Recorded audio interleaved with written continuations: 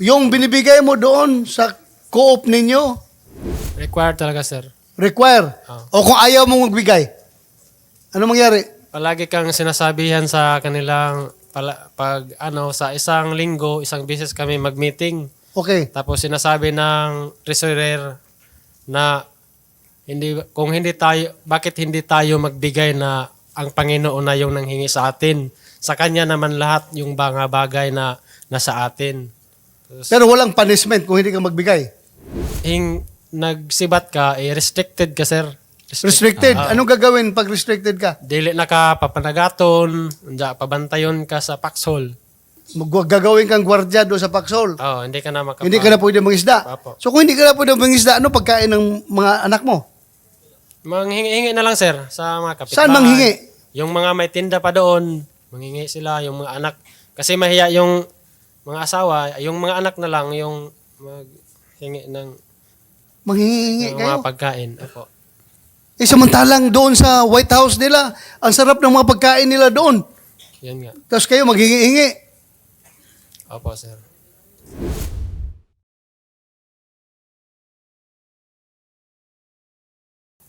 Thank you.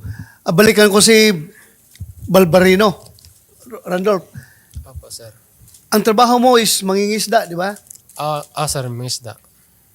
So how true is the report that a part of your income sa pangingisda ay dapat i-remit ninyo sa SBSI? Opo, Totoo sir. yun? Totoo yun, sir. How much? Sa amin yung parang mamubuhay man may na managatay, tinatawag mga bubo. Okay. Yung parang Mambubuhay. Bubo ang gamit sa panghuli ng isda. bubo. So, paano sharing? Ano nyo? 50-50 po. 50-50. Opo, sir.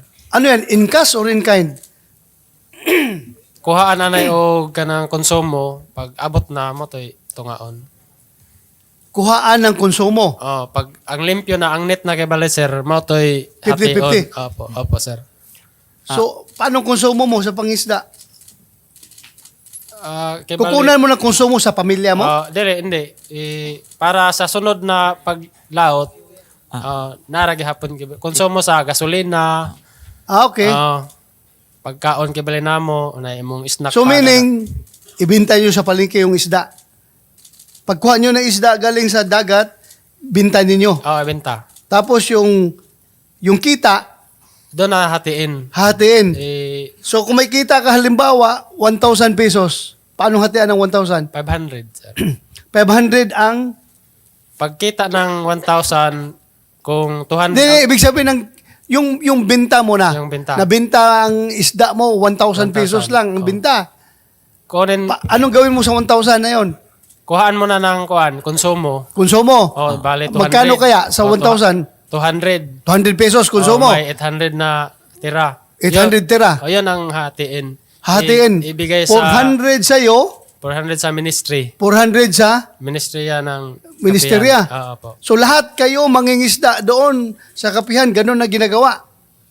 Iwan ko sa iba, pero by team kami kasi, sir. Yung By team? Team kami ng Bubo. Na, iba naman yung mga mamanaay. Yung pana lang. Sa amin, 50-50 talaga. Kuhaan ng konsumo. So is that true, Jerry Esquilario? 50% of the net income of mambubuhay na mangingisda ay napupunta sa inyo. Nire-remit sa inyo, 50% maiwan sa kanila. Hindi po totoo, Your Honor. Hindi totoo. Hindi totoo? Opo, hindi po totoo. Paano ka na may kulong? Nakakulong ka na dito. Saan yung pera? Paano kayo nakakagastos ng milyon-milyon? Nag-join kayo ng festival sa Sinulog Festival. Nag-champion kayo doon sa Cebu. Pumunta pa kayo ng Korea.